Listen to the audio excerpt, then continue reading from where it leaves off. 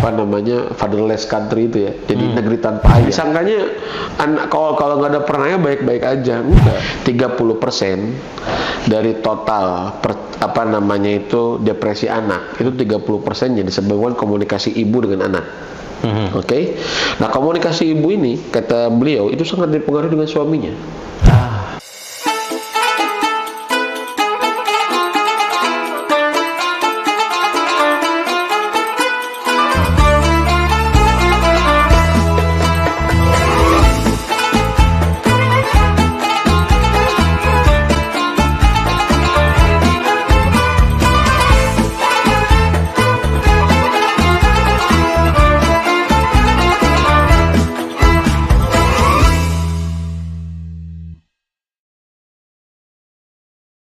Kenapa hari ini Indonesia misalkan 2008 atau 2018 ya kalau nggak salah itu kan nomor 3 setelah Australia dari apa namanya fatherless country itu ya, jadi negeri tanpa ayah.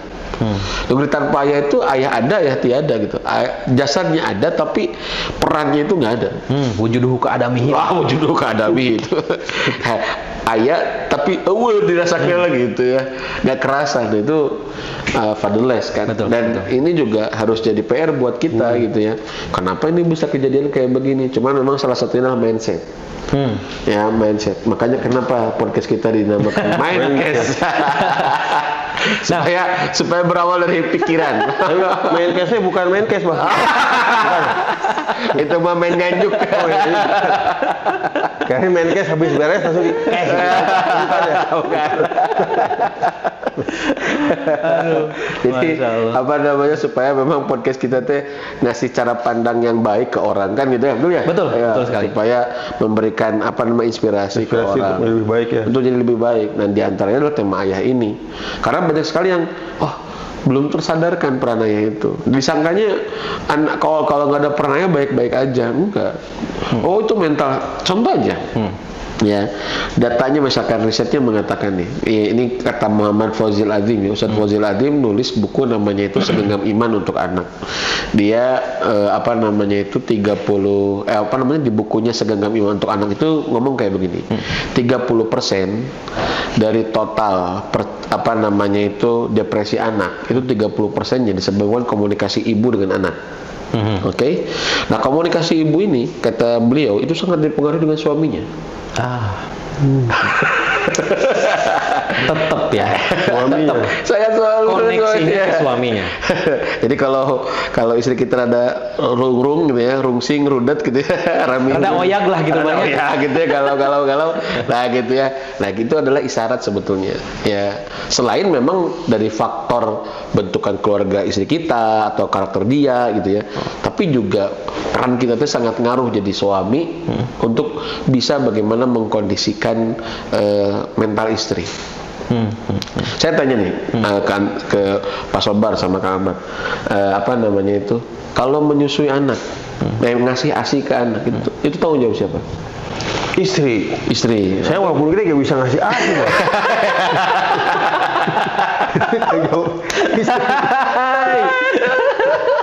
Iya, walaupun segede ini. Dia orang punya gitu. Hey. Aduh, bah ngeri bah. Ngeri bah.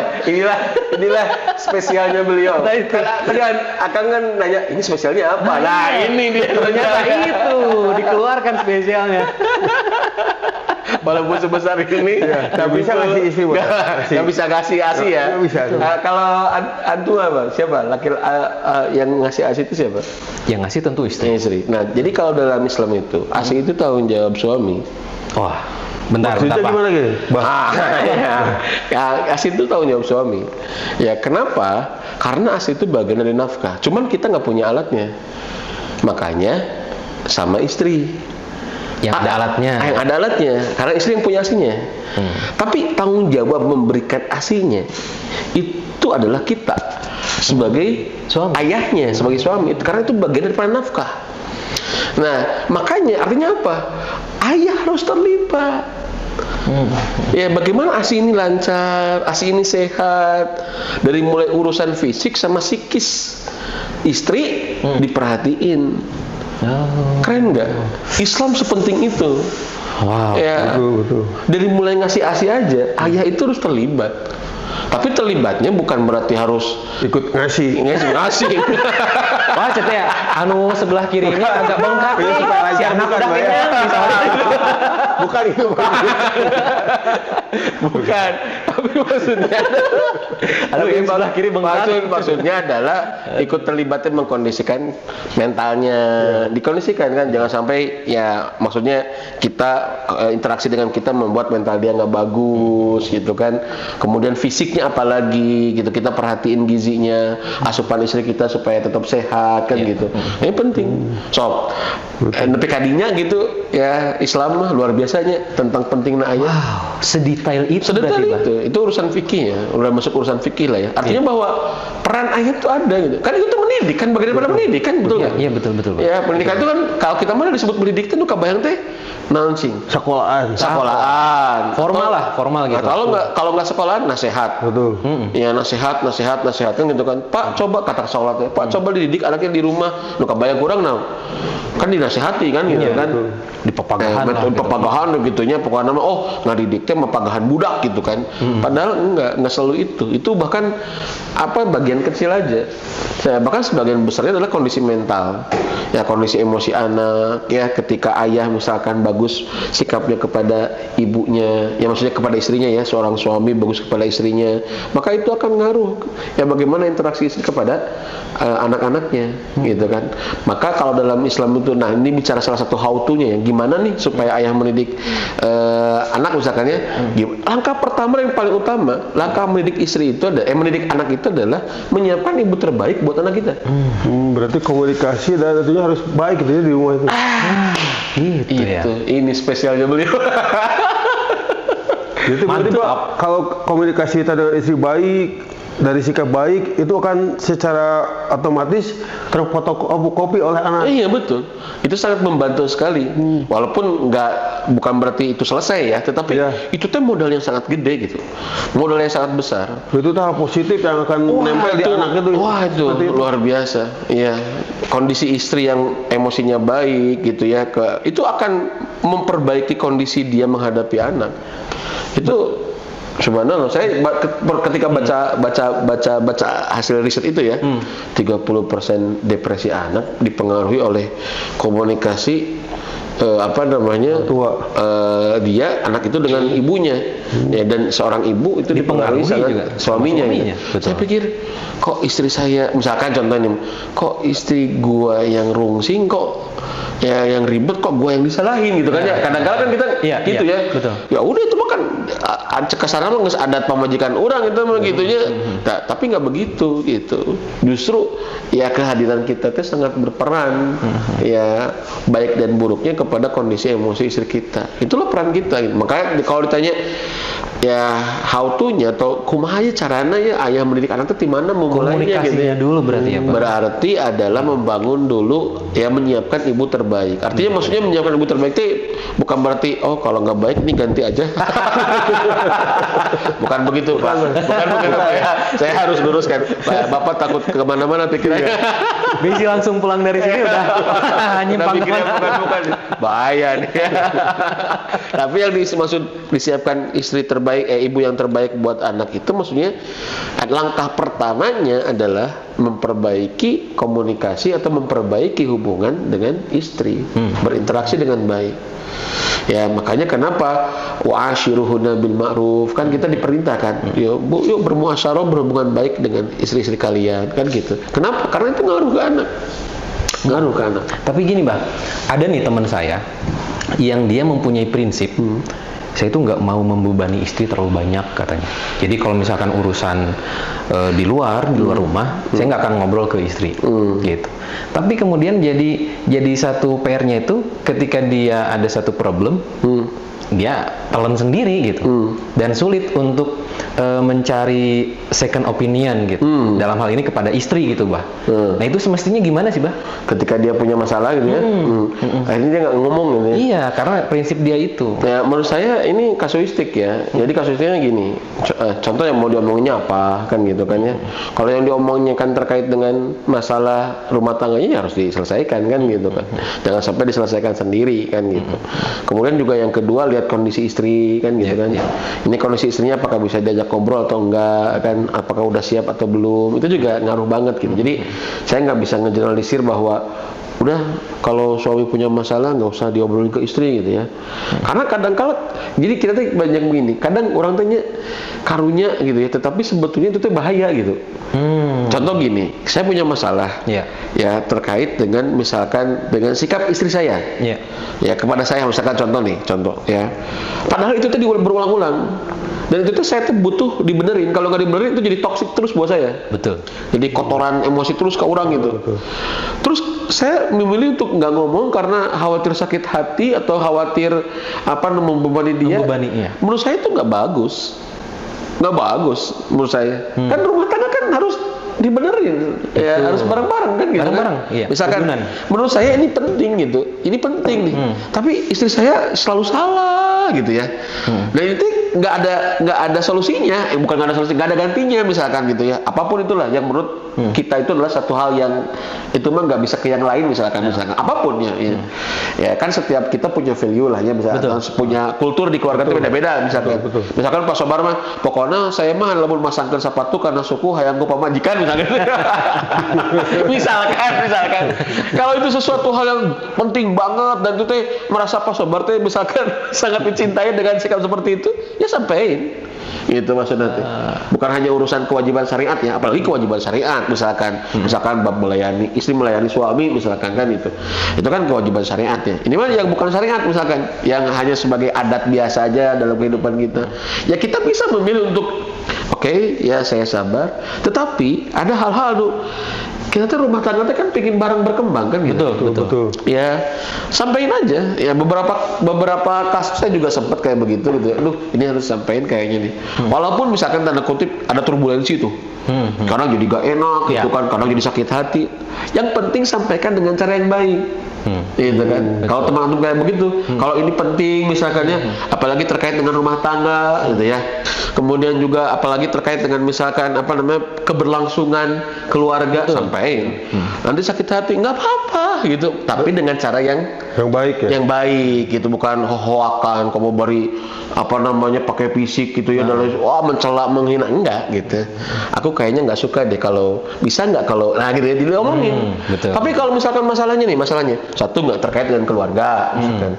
Dua misalkan kayaknya kalau aku ngobrolin malah jadi tambah ruwet misalkan gitu ya, dan karena pekerjaan aku ya nggak kesampaian misalkan sama dia gitu kan.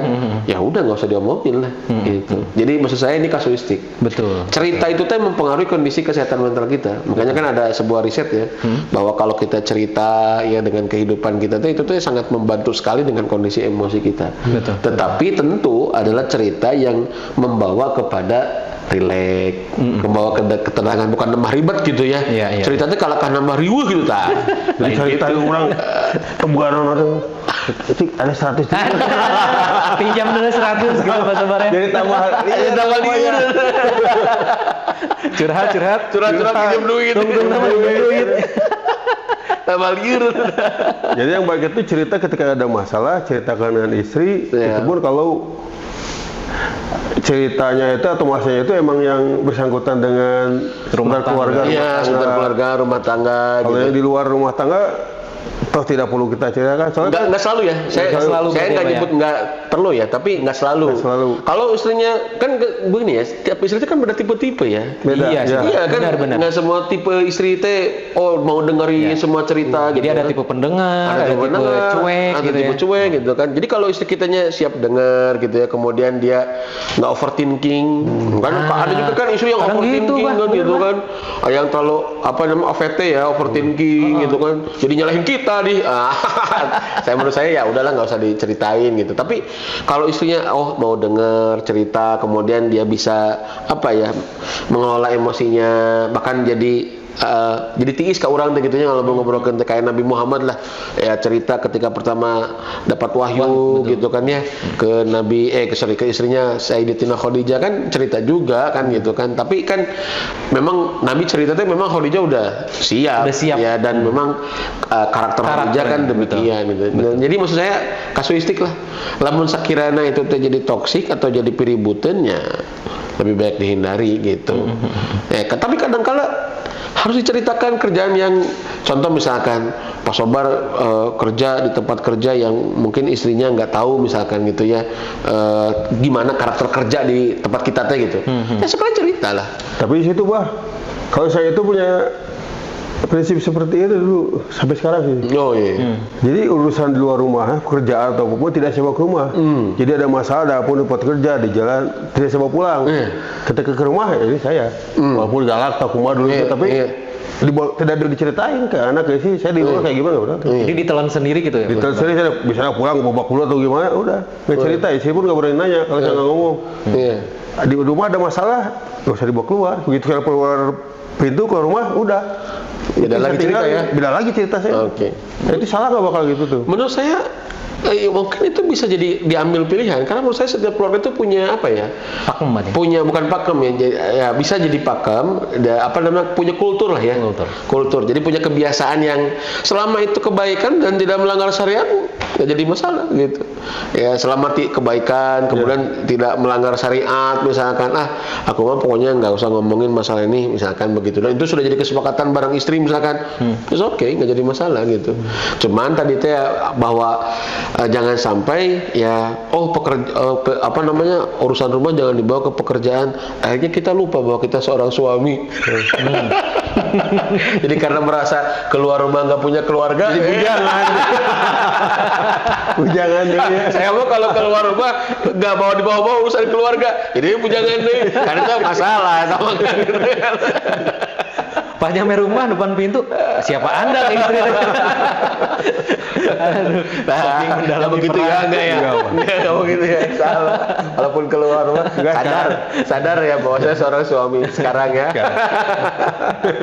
Aduh, masya Allah. Salah, ini spesialnya beliau ini.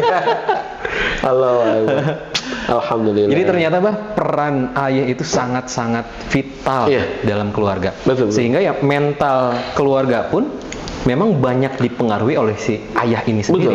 Betul. Jadi ketika si ayah ini memberikan atau berusaha untuk membangun mental yang bagus dalam keluarga, akan berimpact kepada istri dan juga anak-anak berarti Bah. Iya. Jadi kalau ditanya, kok bah menikah seberat itu ya jadi laki-laki teh? Ya kalau nggak mau berat mah ya mutasi aja jadi perempuan. tapi begini ya, enggak ya. Jadi perempuan maksudnya. Enggak begitu ya. Tapi menurut saya justru hal-hal yang seperti ini itu membuat kita makin menyiapkan diri. Iya. Jadi betul. kita tuh makin sadar, kita tuh harus memperbaiki diri ya. Walaupun ya misalkan ayah ideal itu angkanya 10, kita posisinya -5 misalkan, ya nggak jadi masalah. Gitu. Yang penting ada progres lah gitu. Ada kesadaran, aku harus maju nih. Aku harus memperbaiki diri. Harus ada keinginan untuk berubah. Nah itu, nggak mesti harus ayah ideal itu 10 lalu membuat kita supaya orang-orang itu mau jadi ayah yang baik nggak usah disebutin ayah idealnya, tugas-tugasnya pelan-pelan aja. Enggak. Kita sebutin kayak begitu itu bukan membuat, puntennya kan ada tipe ayah juga yang insecure ya. Ada yang tipe ayah yang gitunya jadi ayah, aku mau apa tuh, aku mau misalkan aku mau aja pakai langinan bubuk misalkan. Ya, kan ada tipe laki-laki juga kayak begitu, sehingga dia misalkan atau sebelum menikah, aku tuh kayaknya nggak cocok nih jadi ayah teh, udahlah aku mah nggak mau nikah dulu misalkan. Nggak juga begitu gitu, maksudnya teh justru teman-teman misalkan yang tahu tentang jadi ayah teh begini ya, itu dijadikan salah satu titik tuju kita gitu. Ya, supaya kita memulai dari titik tumpu kita aja gitu.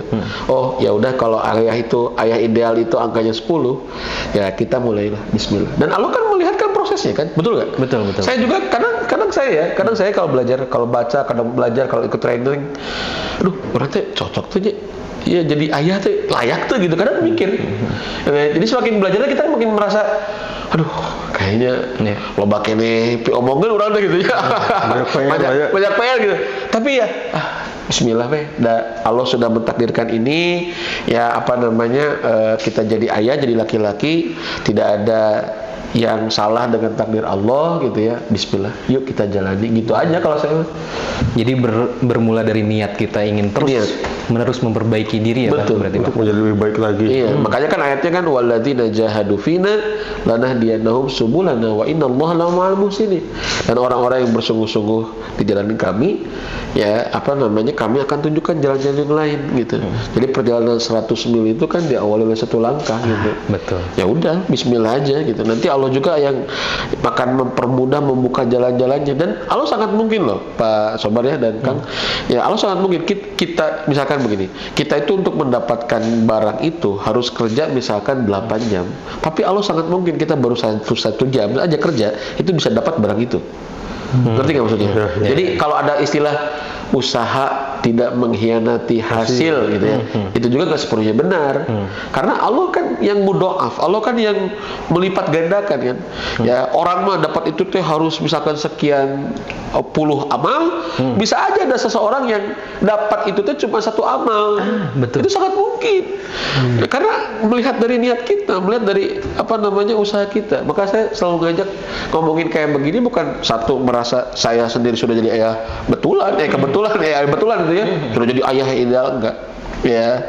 Tapi ya bismillah, yuk kita ngajak bareng-bareng belajar jadi ayah, mudah-mudahan karena ini yang Allah titipin ke kita. Allah takdirkan kita jadi laki-laki, di rumah tangga jadi suami, punya anak jadi ayah, yuk kita belajar ya. Bukan niat untuk menjadi ayah lebih baik lagi ya. Masya Allah. Jadi kalau di jalan itu kita seperti ayah itu seperti supir angkot Pak ya. Oh gimana? Kela. Ya kan ada spesial lagi ya. Kalau supir angkot ya saya duduk di kanan kan, pegang setir. Yang megang semuanya kekuasaan kita kan, betul. Dikasih mobil, berarti dikasih mobil itu buat rumah tangga gitu ya, dikasih setir nih, kamu bawa kemana nih, istri kita di sebelah, anak-anak di belakang. Selama kita tenang menjalankan sesuai dengan arahan, bisa sampai tidur kalau di jalan itu kan. Saking percaya, saking orangnya.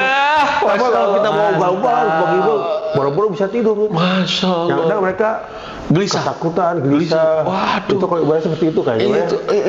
Lihat apa yang dikatakan, Mbah. Bukan siapa yang mengatakan. Masya Allah, keren.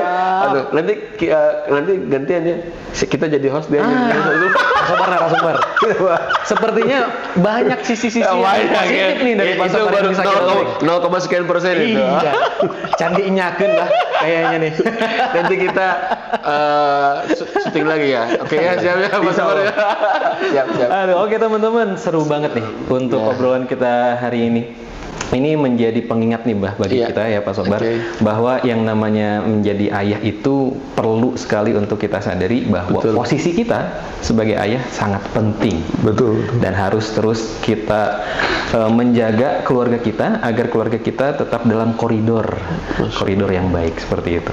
Oke teman-teman, kita cukupkan sekian untuk hari ini. Mudah-mudahan ada manfaatnya buat kita. Assalamualaikum warahmatullahi wabarakatuh. Waalaikumsalam warahmatullahi wabarakatuh.